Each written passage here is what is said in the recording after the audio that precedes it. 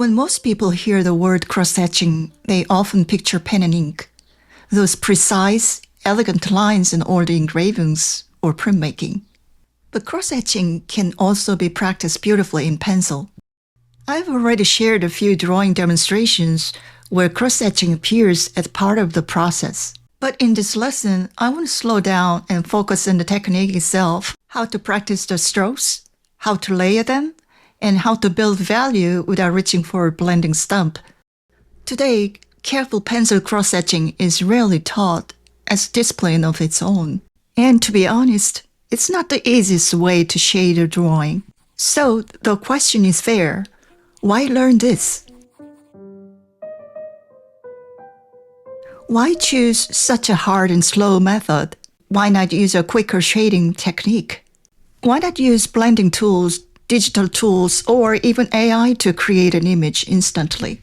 Because pencil cross-hatching creates something no other tool can replicate. And beyond its beauty, it's a form of visual training. This process requires intense focus, observation, and patience. With every layer, you make multiple decisions at once, judging subtle changes in value, form, direction, spacing, pressure, rhythm, and the relationship between one mark and the whole image. And that is something no shortcut can give you. That is why this practice builds real, transferable skills. Even if you later switch to painting, charcoal, or digital art, this slow, demanding training sharpens how you see and ultimately solidifies your overall foundation much faster. You'll have a greater control over your visual language.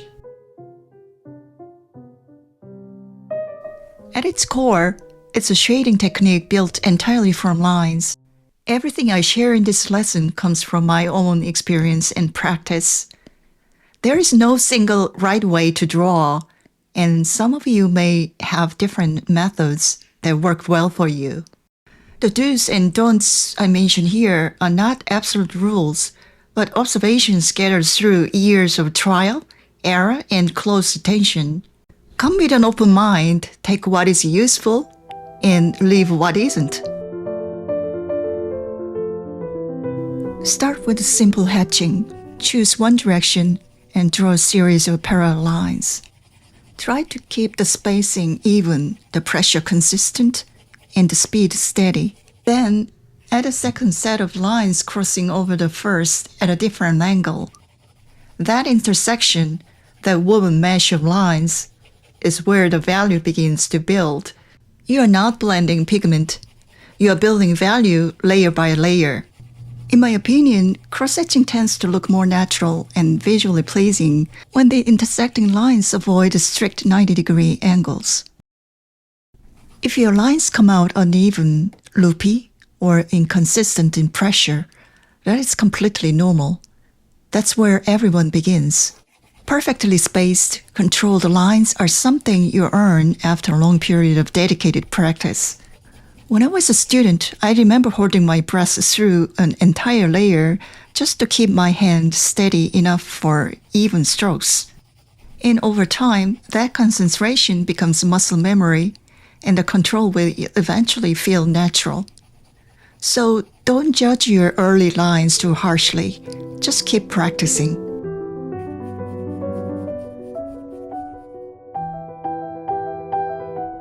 How to get rid of those little loops at the end of each stroke? You can reduce these by controlling how you drag and lift the pencil. Let the tip stay in gentle contact with the paper, and only slightly ease off the pressure as you finish the stroke, rather than flicking upward. It almost feels as if you are lifting the pencil without actually leaving the surface. You may also notice obvious intersections, the dark spot where layers cross each other. You can soften these by adding one or two extra layers on the top, slightly shifting the intersection each time so the overlaps are gradually woven together rather than sitting in the same place. There is no single correct way to hold a pencil. What matters is whether you can control the mark comfortably and intentionally. When you use the tip of the pencil, the lines become crisp and sharp. This works well for edges, details, and areas you want to emphasize. When you tilt the pencil and use the side of the lead, the marks become softer and broader. This is useful for larger areas, gentle transitions, or distant forms. For a more detailed explanation of how pencil holding affects your marks, please refer to my video, Sharpen Like a Pro. Don't try to reach your darkest shadow in one pass. Begin lightly, then slowly increase the density of your marks. This gives you more control over the transition from light to dark. One of the beautiful qualities of pencil cross-etching is that even in dark areas, the individual marks remain visible without becoming muddy. Think of the process like shaping a sculpture. The form emerges gradually, layer by layer.